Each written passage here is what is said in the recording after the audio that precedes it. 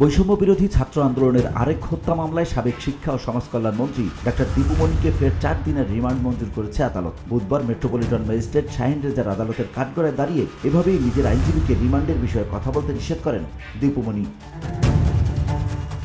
এদিন সকালে দীপুমণি সহ অন্য আসামিদের আদালতে হাজির করা হয়। রিমান্ড শুনানির সময় কাঠগড়ায় দাঁড়ানো অবস্থায় দীপুমণিকে তার আইনজীবী বলেন, আপা আজকে 7 দিনের রিমান্ড চেয়েছে। প্রতি উত্তরে দীপুমণি তার আইনজীবীকে বলেন, যা রিমান্ড দেয় দিক, শুনানিতে কিছু বলবি না, কিছু বলার দরকার নেই। তখন তার আইনজীবী বলেন, আপা শুধু রিমান্ড বাতিলের আবেদন দিয়েছি, কোনো শুনানি করব না।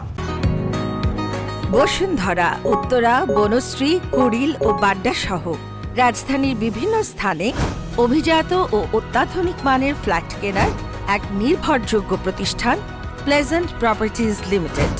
তাই আপনার স্বপ্নের আবাসনের জন্য আজই যোগাযোগ করুন। Pleasant properties limited, where destiny matches eventually.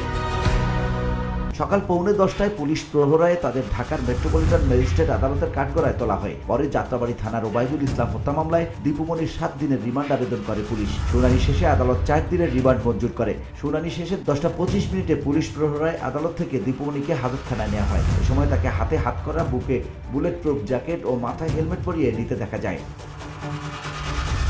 VOD Bangla news desk.